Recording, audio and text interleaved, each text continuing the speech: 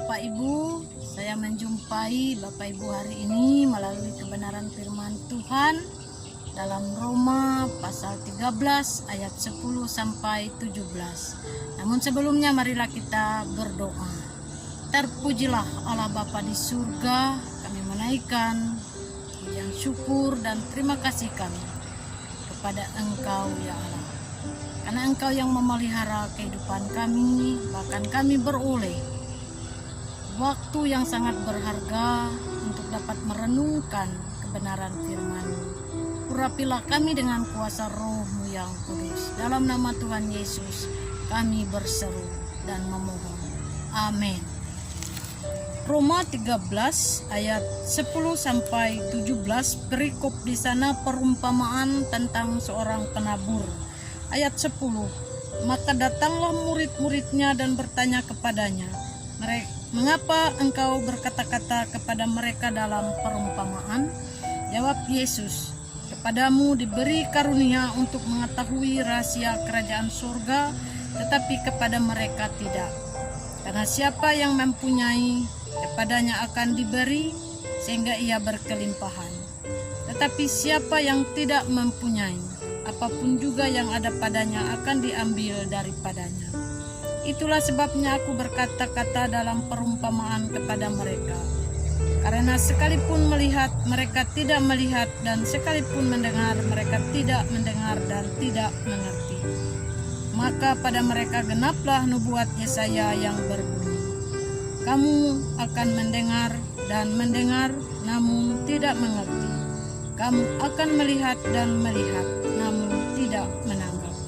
Sebab hati bangsa ini telah menebal dan telinganya berat mendengar dan matanya melekat tertutup, supaya jangan mereka melihat dengan matanya dan mendengar dengan telinganya dan mengerti dengan hatinya, lalu berbalik sehingga aku menyembuhkan mereka. Tetapi berbahagialah matamu karena melihat dan telingamu karena mendengar. Sebab aku berkata kepadamu, sesungguhnya banyak nabi dan orang benar ingin melihat apa yang kamu lihat, tetapi tidak melihatnya, dan ingin mendengar apa yang kamu dengar, tetapi tidak mendengarnya. Amin.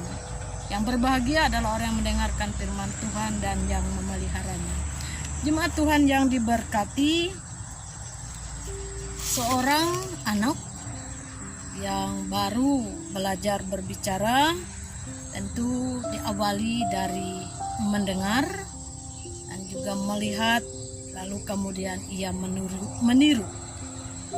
Jadi demikian pula dengan firman Tuhan itu diawali dari mendengar. Nah, dalam Matius 13 ayat 10 sampai 17, nas yang diperhadapkan untuk kita saat ini lebih banyak menjelaskan tentang tindakan mendengar dalam tanda petik, yang kalau dihitung sebanyak 14 kali muncul kata mendengar, seperti dalam ayat 8, ayat 13, ayat 15. Nah, Bapak Ibu yang diberkati oleh Tuhan, kata mendengar di sini lebih dari sekedar indera pendengar, tetapi tersirat di sana dengan dikatakan melihat, mengerti, atau menanggapi. Bapak Ibu yang dikasih, kita akan mencoba memahami apa yang diinginkan oleh nas ini. Kata mendengar dalam nas ini dikaitkan tadi dengan melihat, mengerti, dan menanggapi.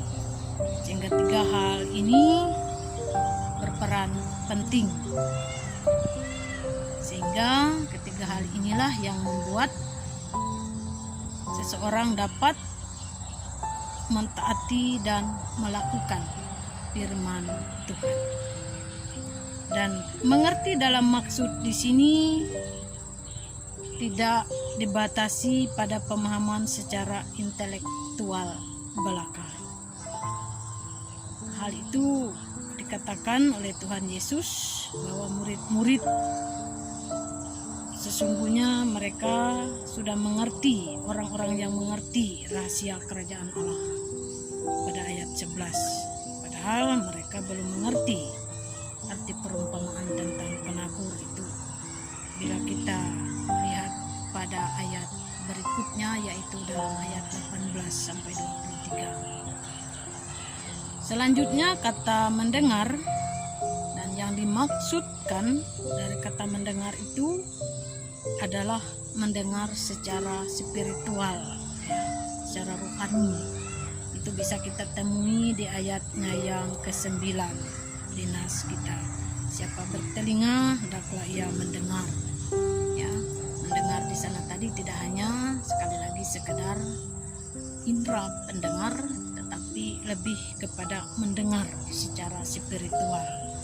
Sehingga di dalam ayat selanjutnya 10 dan sampai ayat 17 itu kita lihat dengan jelas Yesus mengatakan bahwa ada dua kelompok orang atau manusia, yaitu kelompok orang yang dikaruniakan rahasia kerajaan Allah. Bisa kita lihat ayat 10, ayat 16 dan ayat 17. Ya. Kelompok orang yang dikaruniakan rahasia kerajaan Allah. Sedangkan kelompok yang lainnya lagi yaitu orang yang tidak mampu mengerti dan menanggap sekalipun mereka mendengar dan melihat. Itu bila kita lihat di kelompokan ayat 11 dan 15. Sidang jemaat yang diberkati oleh Tuhan, di sini menarik karena ada dua kelompok yang dikatakan di dalam nas itu. Sehingga ketidakmampuan yang dikelompokkan kepada orang yang melihat tetapi tidak bisa mengerti, menanggap, bahkan mereka mendengar tetapi tidak mampu untuk mengerti, memahami itu. Nah, sekali lagi ketikmampuan ini tidak hanya dihubungkan dengan intelektualnya saja, ya, tetapi lebih kepada hati, ya, hati yang dikatakan menebal tadi. Sehingga di ayat 15 menjelaskan tentang bahwa hati mereka telah menebal dan mereka tidak mengerti dengan hati. Sehingga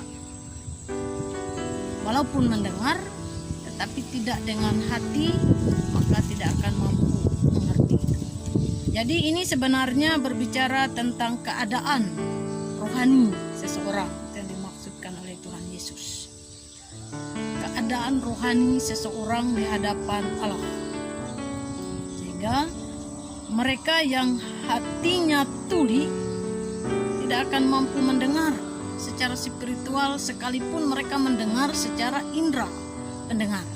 Nah, inilah yang dimaksudkan oleh Tuhan Yesus. Sehingga sekalipun kebenaran disampaikan berkali-kali kepada kelompok orang yang demikian, ia tidak akan mampu mengerti kebenaran itu. Dan sekali lagi, ketidakmampuan mereka untuk mengerti kebenaran itu bukan disebabkan oleh natur atau keberadaan perumpamaan yang diungkapkan itu yang mengandung teka-teki, tidak. Sebaliknya justru ketidakmampuan mereka menjadi alasan Tuhan Yesus untuk menggunakan perumpamaan itu, ya. Kita bisa temui di dalam ayatnya yang ke-13. Itulah sebabnya aku berkata dalam perumpamaan kepada mereka, karena sekalipun melihat mereka tidak melihat, dan sekalipun mendengar mereka tidak mendengar dan tidak mengerti. Yesus mau mengungkapkan kebenaran kerajaan Allah itu, berita keselamatan itu melewati sebuah perumpamaan. Saudara, Bapak Ibu sidang jemaat yang diberkati oleh Tuhan, dari hal ini kita bisa melihat bahwa dikatakan di dalam sana kegagalan mereka dalam memahami perumpamaan yang sederhana itu semakin membuktikan keadaan rohani mereka, keadaan hati mereka yang mengeraskan hati yang menebal dikatakan ya, ketidakmampuan mereka untuk itu, sehingga penolakan mereka sekaligus itu menggenapi nubuat ilahi kepada Nabi Yesaya. Itu bisa kita temui dalam kitab Yesaya 6 ayat 9 sampai 10, sehingga dikatakan di sana, maka dalam ayat 14 dari Injil Matius 13 ini, pada mereka genaplah nubuat Yesaya yang berbunyi, kamu akan mendengar dan mendengar namun tidak mengerti, kamu akan melihat dan melihat namun tidak menangkap. Kemudian di sisi lain dari nas ini juga diingatkan bahwa mereka kelompok yang mampu mendengar secara spiritual juga diingatkan tidak boleh membanggakan diri, karena kemampuan itu adalah pemberian Allah. Kita akan baca di dalam ayat yang ke-11, jawab Yesus, kepadamu diberi karunia untuk mengetahui rahasia kerajaan sorga, tetapi kepada mereka tidak. Nah, ini tersirat diingatkan, pada mereka sudah diberi. Ini adalah karunia ya, anugerah yang luar biasa, sehingga hati yang bisa menerima, mentaati, melakukan firman Tuhan itu sekali lagi adalah hati pemberian anugerah Allah kepada kita. Jadi intinya di sini karunia Allah memampukan kita ya, memampukan kelompok pertama dalam teks itu untuk mendengar dan menanggap secara spiritual. Jangan keraskan hatimu ketika engkau mendengarkan firman-Nya. Amin. Untuk kebenaran firman Tuhan, mari kita berdoa. Terima kasih Tuhan Yesus, firman-Mu telah kami dengarkan, dan kami bersyukur Engkau memberikan kepada kami hati yang beroleh karunia untuk mengerti rahasia kerajaan Allah, untuk mengerti kebenaran dan keselamatan di dalam Engkau. Dan kiranya boleh Engkau pakai hidup kami, tidak menjadi sombong rohani, tetapi kami menjadi saluran berkat bagi orang lain. Inilah seruan doa dan permohonan kami. Kami minta di dalam nama Tuhan Yesus Kristus. Amin. Shalom.